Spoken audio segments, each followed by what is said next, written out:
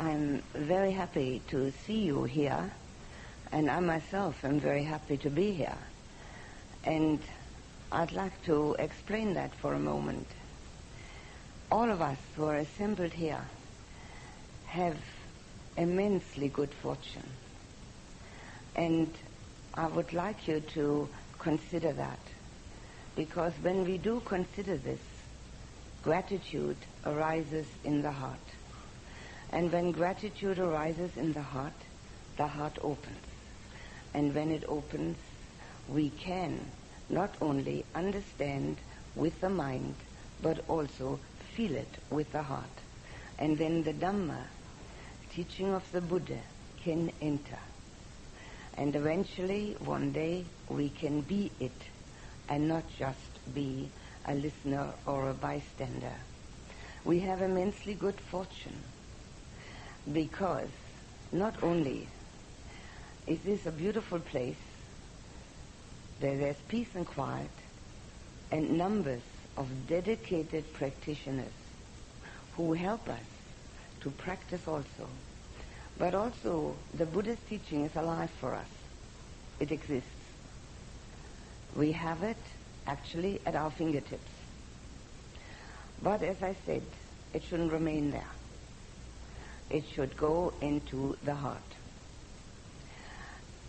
When that happens, we have a feeling of inner expansion. And we have a feeling of inner joy. In a world as we have it today, and I may say have always had it, full of strife, full of competition, full of worries, full of fears, it's not easy to find absolute and utter meaning for a human life. And yet, that we all need that. We need meaning in our lives so that we know why we're here, why we're doing what we're doing, and why so often the world and its inhabitants don't seem to comply with our wishes. We have to really have an understanding of that. And we can only get that understanding when we see a meaning in life which goes far beyond everyday activities. That doesn't mean that we can't do our everyday activities. Obviously, they have to be done. Here in this place, people cook, they garden, they clean, they sweep the pathways, they wash their clothes, just as in our place. Everybody has to do that. But what's the meaning behind all that? And I dare say you all do that too. What is the meaning behind doing all that? The meaning behind doing all that is the purification of heart and mind. And it doesn't matter what we do. I'm very fond of Teresa d'Avila. Don't know if you're familiar with her. She was a Catholic nun in the Middle Ages, had a really difficult time for many reasons. And she was the abbess of several different nunneries, and she gave teachings to her nuns. And one teaching I particularly appreciate. She said, I don't need another holy nun. I need one that's going to clean the toilets.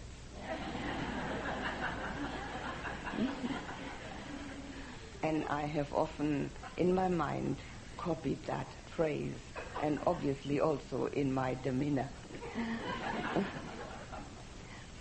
Cleaning toilets is just as important as sitting on a pillow when we know why we're doing it. We're not just doing it to get them clean. That's one aspect of it, sure. Cleanliness is next to godliness, isn't it? But that's not the main reason why we're doing anything. We're doing it because, first of all, it needs to be done. And secondly, we don't expect any thanks for it. We don't expect anything except that our own heart is involved in giving ourselves totally to that activity, whichever it may be. And when we give ourselves, obviously, the me aspect is minimized. It becomes less because we're giving ourselves away. And this is what we notice in people who have practiced. They may not actually have verbalized it in this way. It's not necessary. It just happens that way. The meaning in our lives comes from having a higher ideal. Have something which goes beyond what I call our marketplace mentality. Obviously we need that too, because the marketplace is out there. We've got to deal with it. But we only deal with it correctly when we realize that this is just one tiny little aspect of human life, and the importance of a human life lies somewhere else. In the Theravadan tradition from which I come, we very often call the Buddha's teaching the Path of Purification. The Path of Purification is the name of the most famous commentary to the Buddha's teaching. That's why we often use that. Visuddhimagga, Path of Purification. What do we purify? We purify heart and mind. We consist of those two things. And we can, although the Buddha used one word for both, we can distinguish. And that's quite valid. With our mind, we think, analyze, we have logical conclusions, and we try to understand. With our heart, we feel. And both have to be engaged in equal measure. Because if they're not both engaged, then we're limping on one foot. That's why I started out saying we have so much cause for gratitude. Being here and coming near to the Buddha's teaching, the ideal that can eliminate all human problems if we make it our own. So this gratitude is a feeling of the heart. Gratitude is very near, akin to love. We can only be grateful for that, what we love. And the feeling aspect of ourselves is the one that we actually live by. We often have the idea that we live according to what we think of. But that's not so. Thinking also creates feeling. And we live according to what we feel within ourselves. The inner quality of our lives is according to our emotions.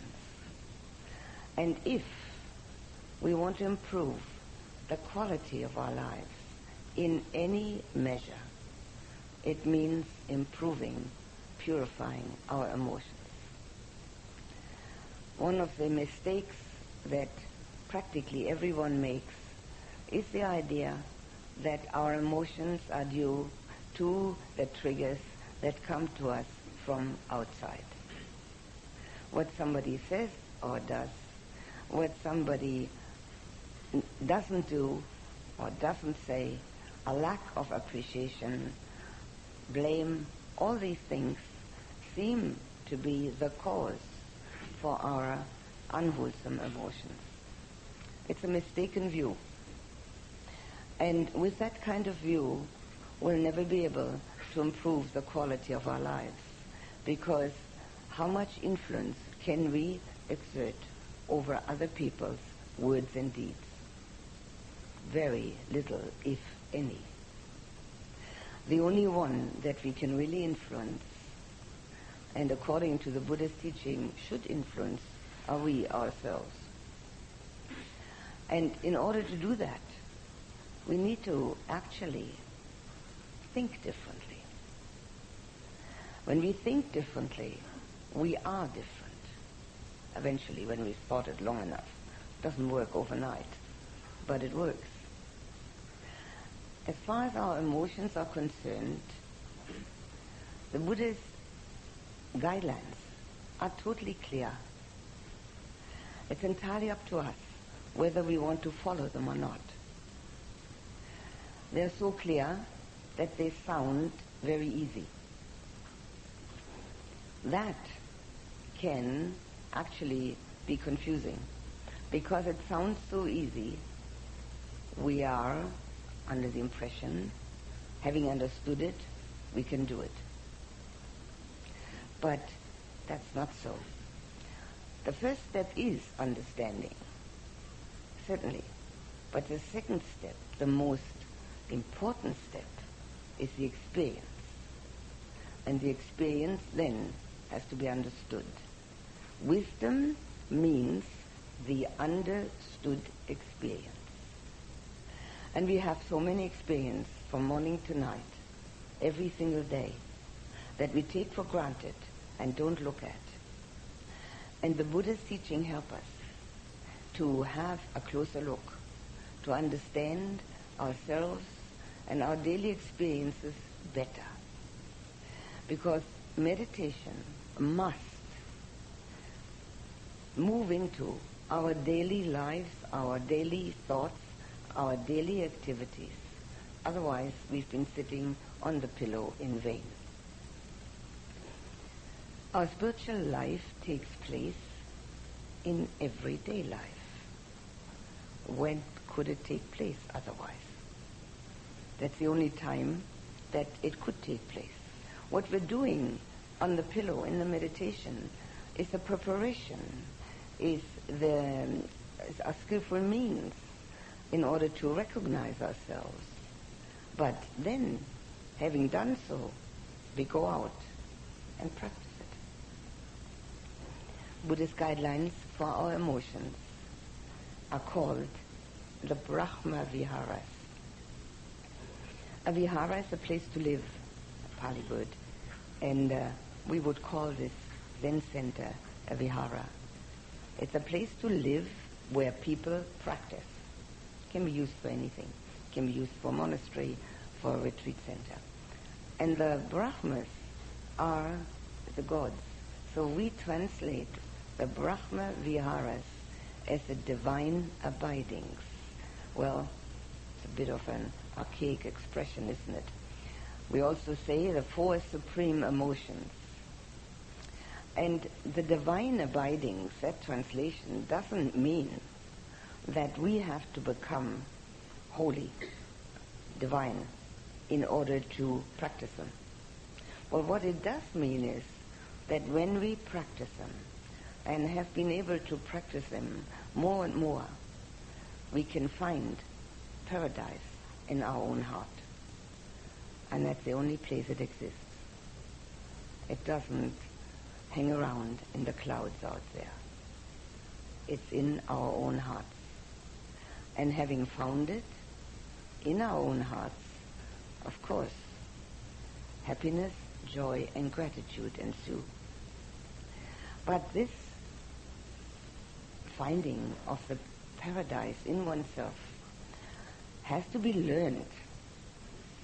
It doesn't come by itself. I think you can easily appreciate that because, well, even if it's there sometimes, it usually doesn't stick around, does it? We have all sorts of other things happening in our hearts. But the main aspect of it is that it is independent of outer conditions. Paradise cannot depend on other people because they might not be in paradise. So they take us with them to wherever they are. It's got to be independent. And so we have the teaching which is clear and explicit. And we'll have a look at that. Now there are four emotions of which the Buddha said they're the only ones worth having. Now, immediately we can see we've had a lot more than that, haven't we? Dozens more than that.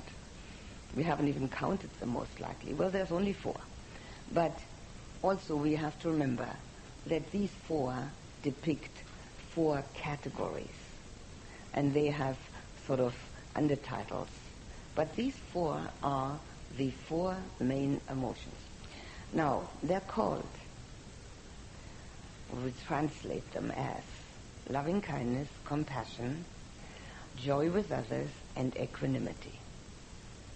The last one, equanimity, is one of the 7 factors of enlightenment. It is called the highest emotion of all. I'm going to say something about it at this point, although it's the last one and the highest one, because usually when I start talking about the 2 first ones, I never get to the 4th one. So I think I'll start with the 4th one this time. Equanimity means even-mindedness. And all of these emotions have a near and a far enemy. Now, the far enemy is always very easy to understand and to recognize. The far enemy of equanimity would be worry and fear and anxiety and upset. That's no problem to see. But the near enemy of equanimity is indifference. And that's difficult to see because it's called a near enemy because it is similar. It appears to be similar. The outer manifestation of it has great similarity to equanimity. But what indifference entails, it is like building a barrier around oneself. Very often we think we do that for protection. We've had bad experiences with our own emotions. We've had bad experiences with other people's emotions. Well, why shouldn't we? As long as they're not purified, there is no reason not to have unpleasant experiences with them. But we think that, very often, that if we have a sort of protective wall around ourselves, where we don't have to come out with our own emotions, and therefore also don't have to let other people's emotions in, we'll be safe. Well, we're not. What we are separated from everybody else, because we've built a protective wall. A person who practices indifference, and one can practice that, feels like a bystander. He's not in it. He's not part of it. He's watching. He's observing. And if we don't allow our emotions to come out, obviously there's no way we can practice love and compassion. They're staying within. And if we don't practice them, we don't feel them. Love is learnable. All other ideas to the contrary, it's learnable. So when we practice indifference, we are shutting ourselves away from that huge family of mankind, where every person we meet is a prospective, beloved person and best friend. Indifference also spoils the possibility of practicing the Buddha's teaching in their depth. Because if we don't practice with our emotions, if we don't let them in, and eventually have trust, faith, and love, and gratitude, and reverence for the great teacher, it doesn't work. It may work intellectually, but everybody can tell the difference. The difference between what goes on in the mind and what goes on in the heart. Unfortunately, in the West, we have only been trained to use our minds. We've been trained well. We've even gone to the moon with it. We've been very, very well trained. We've found lots of remedies for illnesses.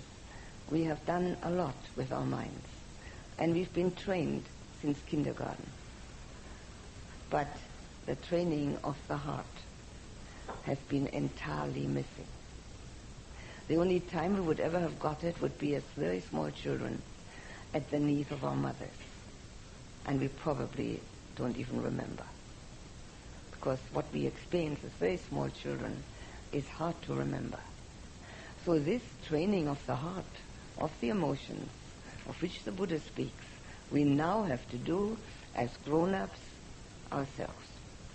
Because nobody will do it for us. There aren't any institutions that are offering that as a course of study.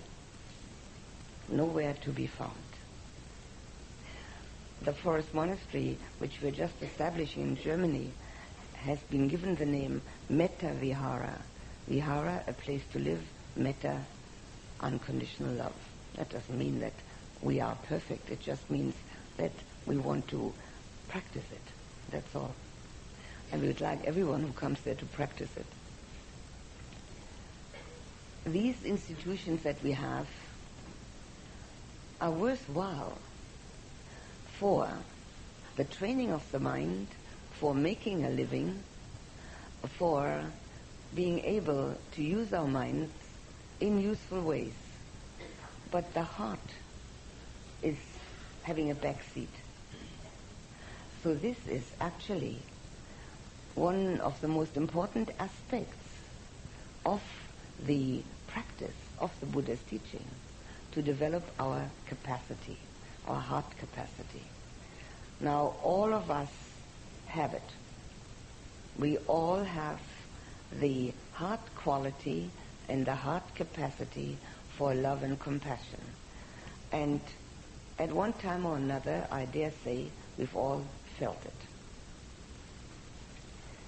Equanimity, as opposed to indifference, contains all the other three supreme emotions: love, compassion, and joy with others. But it is mentioned at the fourth place because of the fact that we need to develop the other three in order to get to equanimity, to even-mindedness. Can you for a moment imagine how wonderful it is to have equanimity even in situations which are life-threatening? A real practitioner should and would be able to do that, because there are all sorts of other understandings and feelings than that particular threat. The threat is nothing. It's love and compassion that are uppermost. So when equanimity has arisen, the other three have also arisen. That's why only equanimity is mentioned as one of the 7 factors of enlightenment. We can practice equanimity. And actually, in the Buddha's teaching, the main thing is to practice. Whatever we can do now, we have practiced. Even walking. As a small child, we had to practice again and again. And if you've watched a small child, they fall down and they get up and walk again and hang on somewhere. And now we walk as a matter of course. We had to practice eating. We had to practice going to the toilet. We had to practice reading and writing. It's all a matter of course now. The same goes for this. We have to practice equanimity until it becomes a matter of course. But equanimity has one other facet, other than those 3 emotions. It has the facet of insight. Of insight into the impermanence, the constant change, the flowing like a stream of all human endeavor and all human beings. And that kind of insight, that kind of true understanding of what is called in Pali anicca, impermanence, as one of the three characteristics in the world, that provides one with a feeling of just flowing with whatever is happening without trying to hang on. When we try to hang on, we can never have equanimity, because nothing that happens is unchangeable. Whether it's we ourselves, whether they're situations or feelings or thoughts, whether it's what we like or we don't like, whether what we think we must have or must get rid of, all of it changes constantly. At this point, I usually recommend that when you get home, take out an old photo album, the oldest you can find, and if you haven't got it, get your mother to give you the oldest one that she has, where you might be lying on a little bare skin, and underneath it says your name or your age, 1 month old. And then hold that up against the mirror and then look at yourself. And then turn the pages. There you are, going to school, getting bigger, playing soccer or something, and maybe university, graduating, getting married. And then hold up those pictures against the mirror and then say to yourself, that's me, this is me, which one's me? And of course you haven't got a photo of every situation in your life. So one can probably safely say that there have been at least 1,000 changes since you appeared on this planet. Which one's me?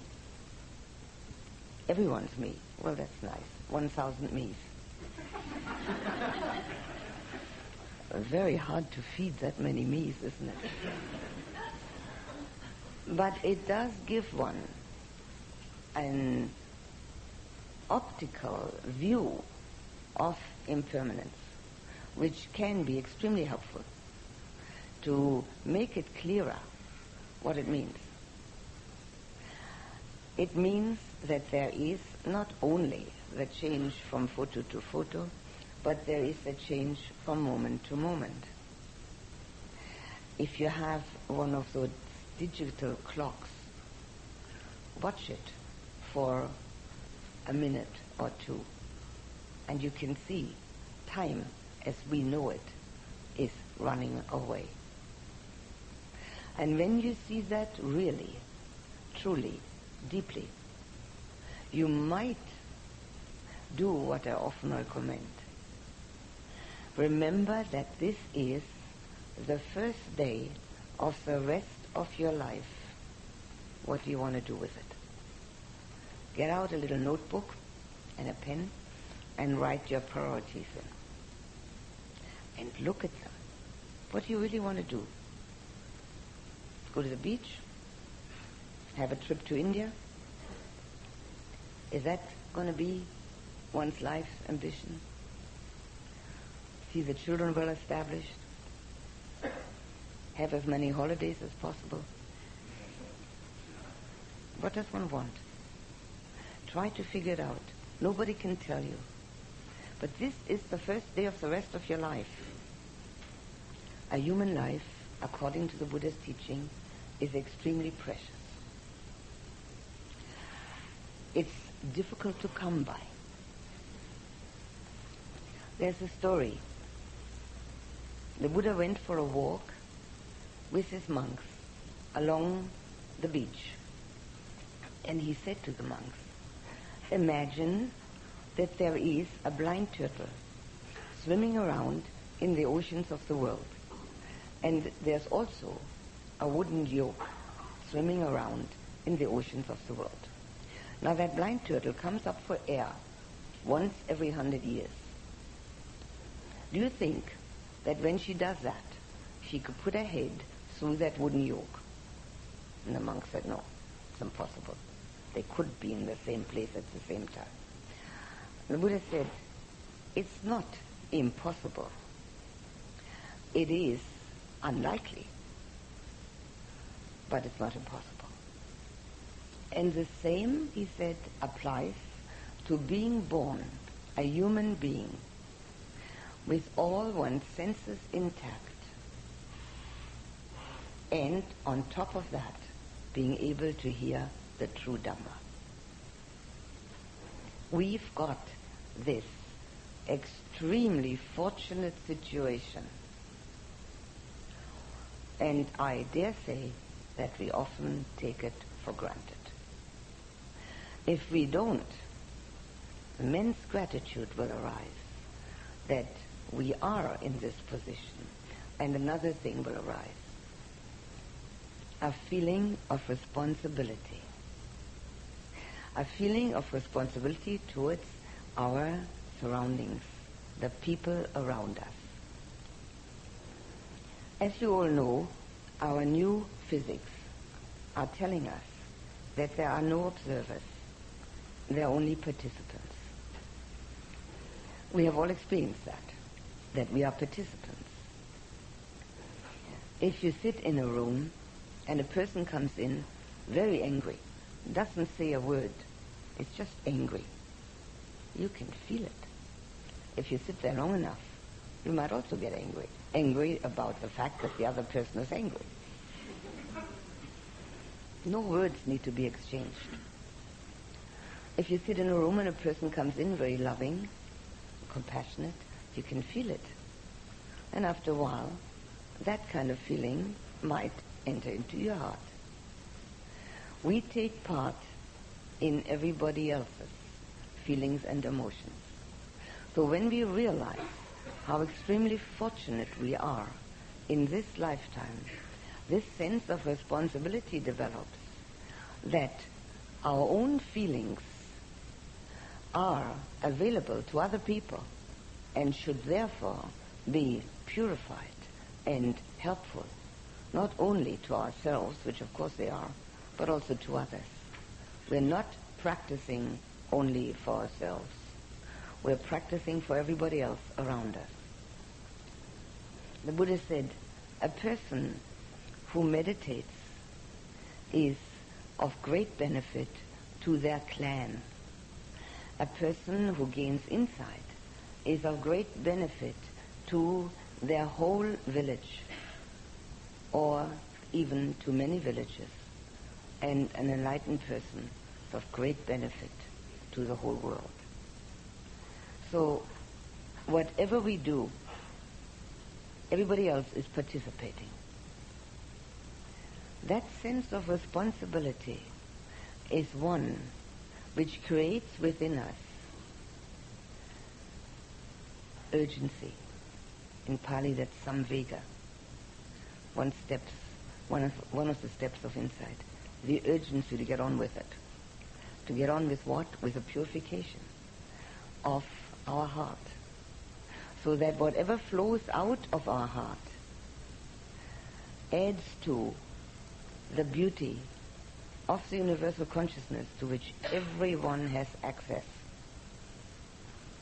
But we don't have access to universal consciousness as far as our own consciousness has already been developed.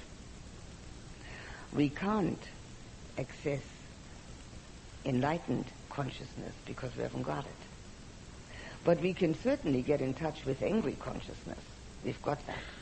We can get in touch with envious consciousness, but we can also get in touch with loving consciousness if we develop it in ourselves. So if you remember, and I hope you do, that this is the first day of the rest of your life, and then try to figure out what's the meaning of my life, what's the most important thing to do, and write it down, and then look again at it after 2 weeks and see if it's still the same or whether you want to change something. It's immensely helpful in making this life meaningful. When it has that kind of depth of meaning, joy arises automatically because we know why we're doing what we're doing. I'll get back to the first two emotions now. The first one, in Pali metta, M-E-T-T-A, is usually translated as loving kindness, but I like to translate it as unconditional love, impersonal love. And that's actually its meaning. It's not what we understand love to be. Our movies and our novels have given us a false impression. But it's not only that. It's also our ego consciousness which has given us a false impression of what love really is. When we hear the word, most people immediately think that a partner is meant. Well, if we were meaning that, we would say partner love, wouldn't we? Where the Buddha said if the Dhamma has to be spoken very explicitly. So we don't mean partner love. That's also possible, but that's what we think of when we hear the word love. Or we think of the love in a family, or particularly to 1, 2, or 3 people. And as we think of love in that way, we obviously practice it in that way. And as we practice it in that way, it is a kind of love which has fear in it. It's a fear of loss. And fear goes under the category of hate. We don't hate the people. We hate the idea that they can be lost. Every mother knows that fear. It's totally clear to each mother. And most mothers don't know what to do with it other than have it and express it. But everybody else has it too. Because we are under the mistaken impression that we can only love 1, 2, 3, 4 people. Well, obviously that can't be true, can it? There are 6 billion of us on this planet. So if there's only 1, 2, 3, or 4 that we can love, what a limitation we put upon ourselves. And not only that, having fear imbued with that, we never get to know what love actually means. Because it's always hampered by this feeling, this may stop. And then we are of the opinion that love stops. But love has, in reality, nothing to do with another person. Love is the quality of our hearts. It is the only quality, next to compassion, that we need to develop. Everything else is only a bother, as we all know. It's a hindrance. To develop love is not difficult, but most people never think of it.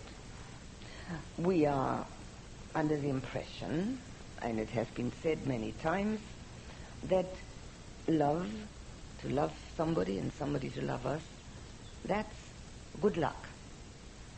So if this lucky situation should not be forthcoming, we'll have to be without love. Does that make sense? That's what people think. But when you hear it verbalized like that, can you realize how little sense that makes? Why do we have to be without love just because nobody has come around to tell us how wonderful we are? I mean, if somebody does come around and tell us that, that's nice, wonderful, nice for them. But what does that do for us?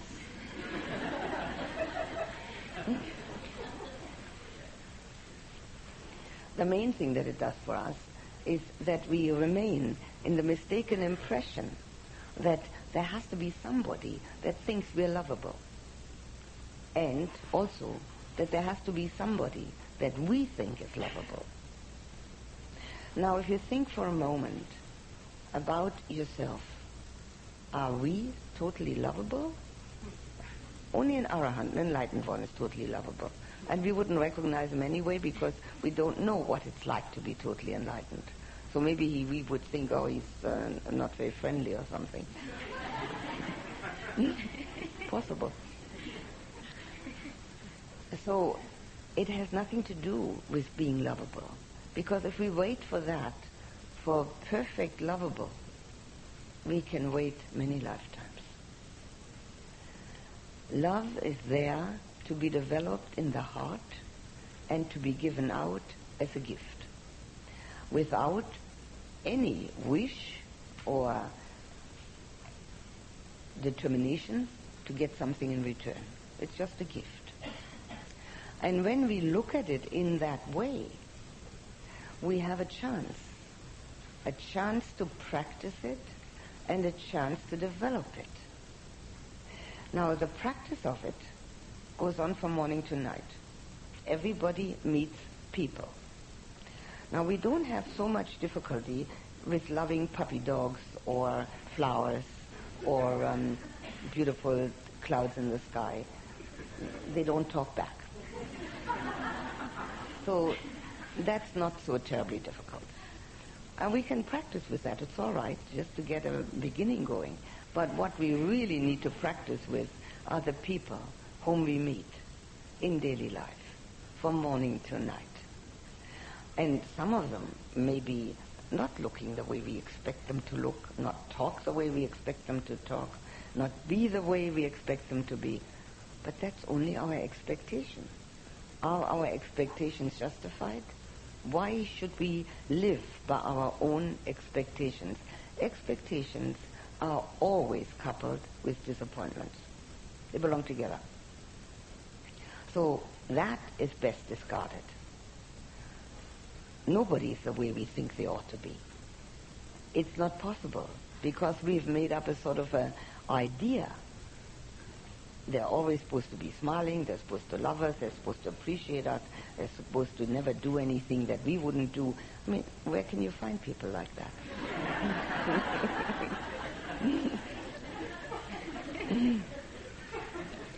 So what we do is we close our hearts.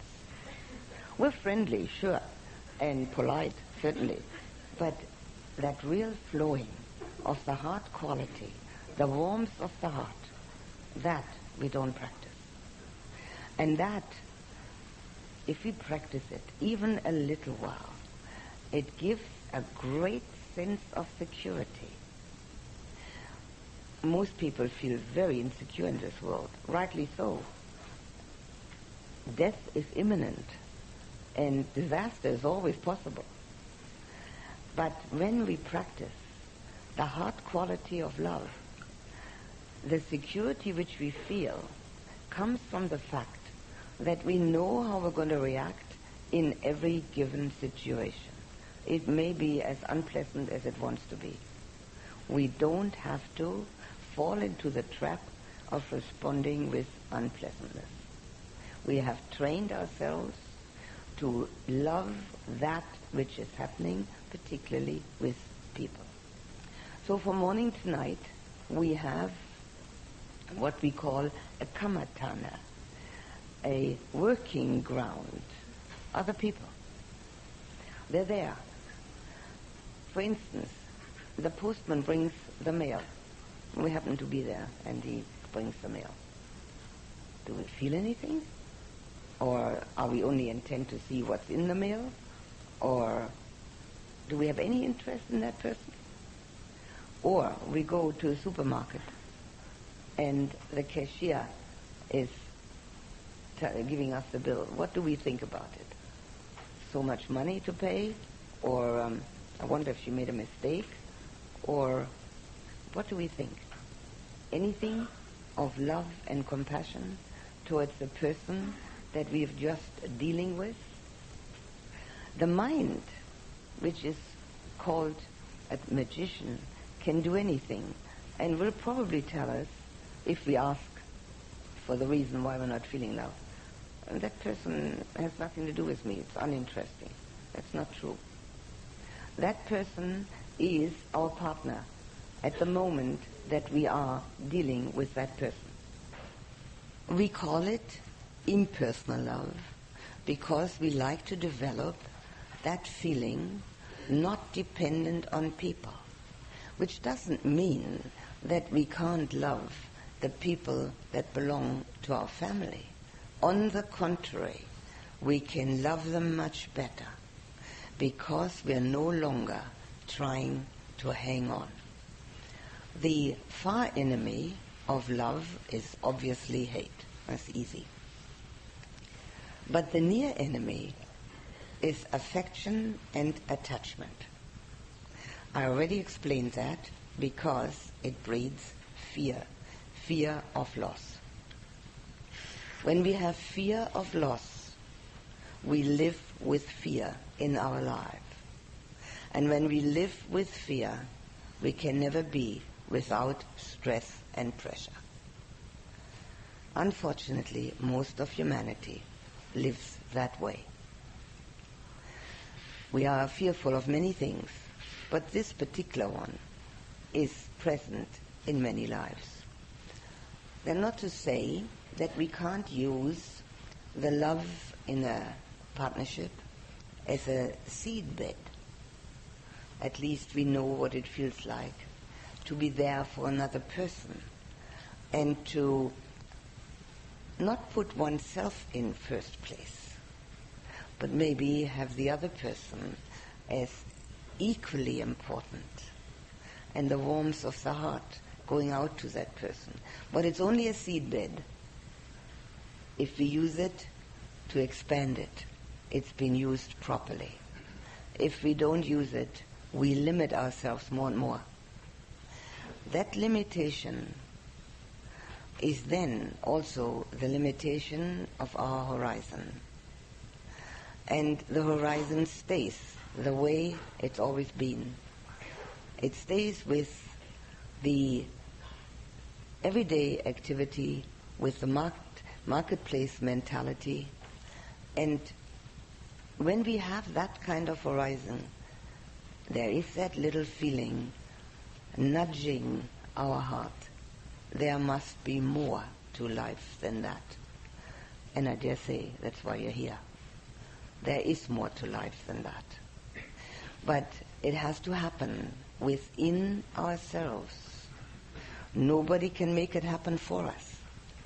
The Buddha called himself a shower of the way. You know, you have a map where it says where to go. Well, if you don't go, the best map's useless. So he showed us the way. He showed us the way how to purify and improve the quality of our heart, so that that warmth that we all have in it can flow unhindered. It flows easy. It doesn't have any particular destination. It just flows. You can compare it to intelligence in the mind. If we are intelligent, we can solve mathematical problems, probably. But the intelligence doesn't disappear when there are no mathematical problems to be solved. It remains with us. It's the same with love. It's always there. And as we have it always in the heart, it is a grounding. It is a centering. Only that can be a grounding. Only that can be a centering.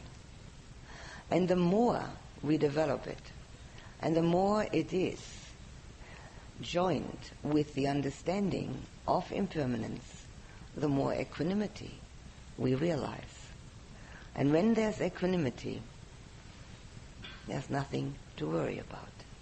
There's no strife, no stress, no pressure. We're often under the opinion that the stress and the pressure that we have are due to outside conditions. Can assure you, we put all that on ourselves.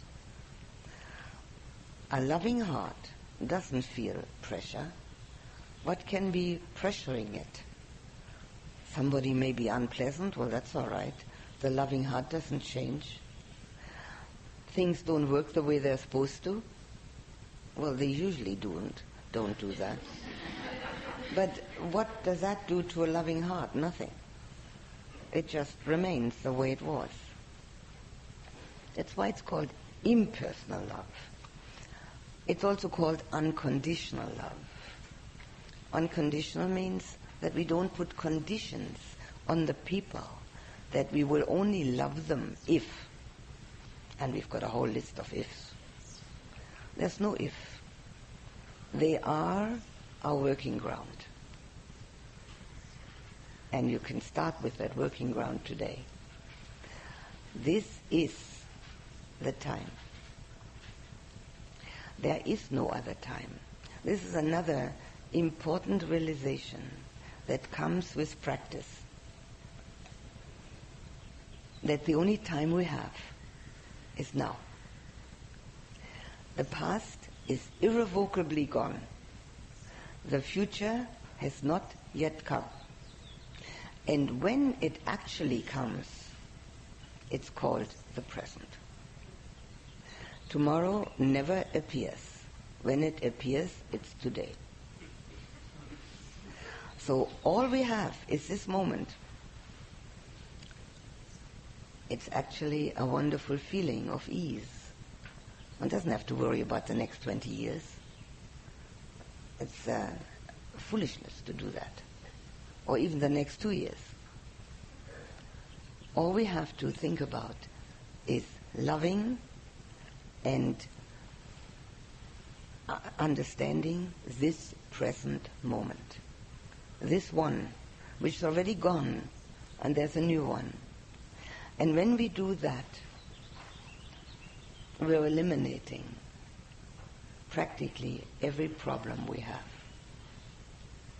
We don't need somebody else to solve our problems for us. If we live in this present moment only, right now, no problems. That doesn't mean one can't plan. Having done so, planning, that's done now. But then we have to let go of it and live this moment. And if we live this moment, we can love this moment. So it's not only people. It's a situation we love. It's nature. We can love the Buddha for his great teaching. We can love the Dhamma, which teaches us. We can love the people who practice it. We can love the person sitting next to us because that person is supporting our own practice. There's so many opportunities to love. Unfortunately, in this world of ours, people take every opportunity they have to dislike. It's a choice. It doesn't mean when we love that we no longer see the failings and the fallacies which happen. It has nothing to do with it. Loving doesn't mean that we become totally blind. It just means our warmth of response. That's all. We do not approve of the criminal act, but we can still love the criminal. And when we've learned to do that, we've learned an enormous lesson. And every single person that is able to do that, every single one that can do that, brings more love into the world. And with that, more peace.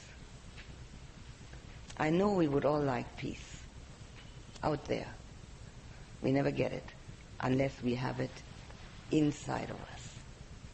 We are the peacemakers, each one of us. This is a responsibility we have. Love in the world depends upon the love that each one of us is able to arouse in their own heart. Peace in the world is totally dependent upon the peace we can arouse in our own heart. A loving heart can become peaceful. A heart without love can never be peaceful. It can be indifferent, but not peaceful.